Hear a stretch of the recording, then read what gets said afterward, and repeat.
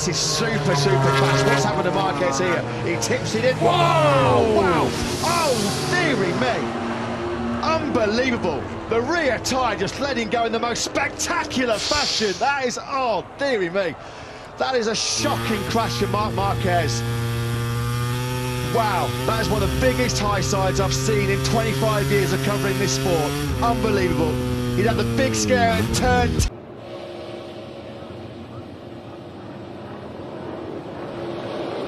Come off the corner, the car got light exactly like I was talking about. Man, it went over too. I was right.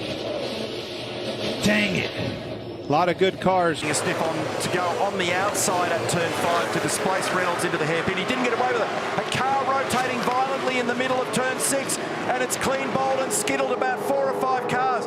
Now, I think it was a WAU car that I saw rotating initially, or it might have been Courtney. Boards and flags. Safety car will be deployed.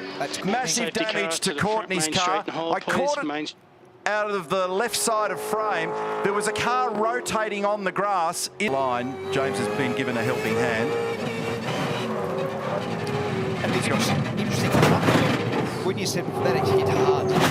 Oh, and then yeah. other cars then, because they're all coming out of turn 6. So the first crunch is the gutter. I thought. Bring them down to the white line. Green flag waves. Here we go. Brock Zerfoss on the outside of the trouble. Big trouble at the end of the front straightaway. Nasty crash. Rolling into turn number 1. At least 5 cars involved. 4 for sure. Upside down, if not more.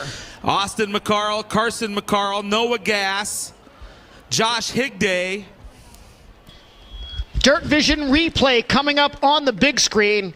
See if we can determine just how this all got started.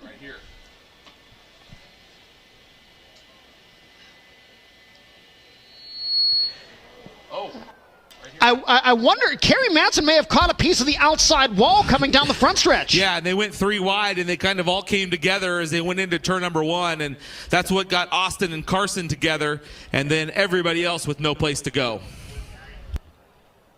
And of the 12 cars in this heat race, I believe only 3 not involved. Front row starters, Carson Macedo and Brock Zerfoss, and your third place starter. Oh, Suarez. Briscoe got into the back of Suarez, and he gets pounded.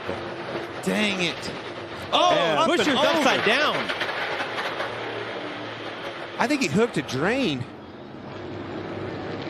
Pure drama, pure theatre here in Barcelona. Green flag waves at the back, and the MotoGP race here in Catalonia is go. It's a great launch from pole position by Aprilia's Aleix Espargaro. He made the dream start as he clicks through to top gear on the run down to the first corner. Fabio Quartararo likewise has got already through on Pecco Bagnaia, and Quartararo goes through. Oh, Quartararo's been whacked. Alex Rins, Pecco Bagnaia, sorry, has been taken out. We were on board with the Italian. We could see the contact. Skittle the Italian out, and poor Alex Rins on the outside got wiped out. That was clearly Nakagami's big mistake. Oh, he's all action right now. Oh! And that's horrible. That's a big crash. He'd been on the limit all the way through. He'd been into the barriers before, and that's a big crash to bring out the red flag.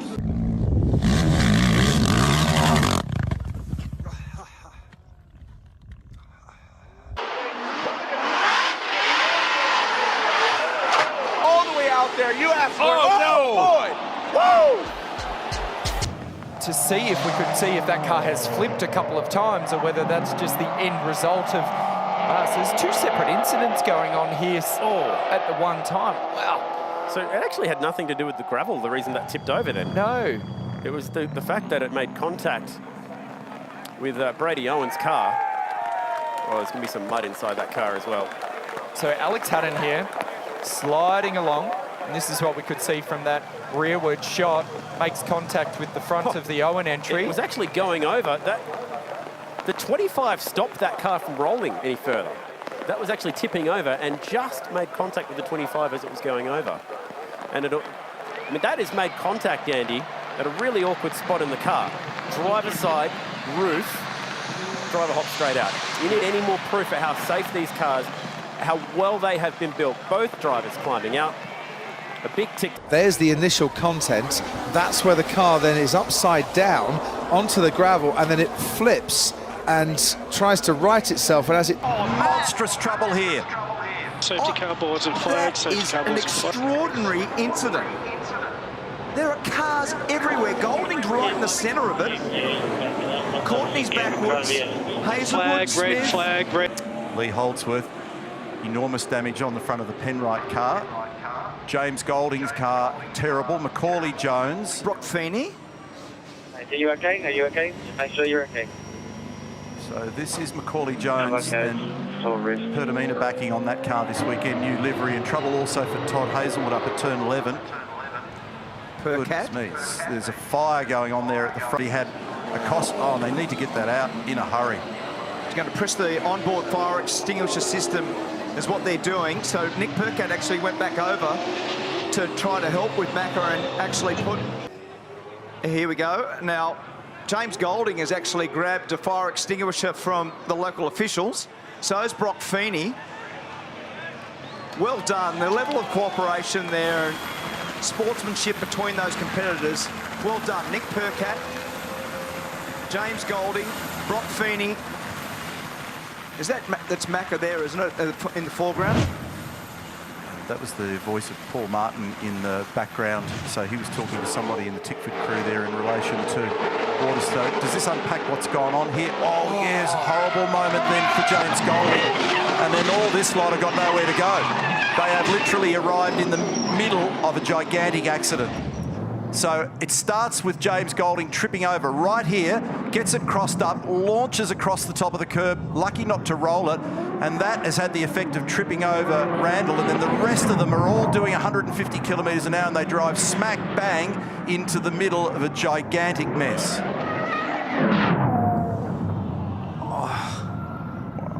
And that's going to take some time to clean up. I think I can say with a reasonable degree of confidence that all drivers are okay and out.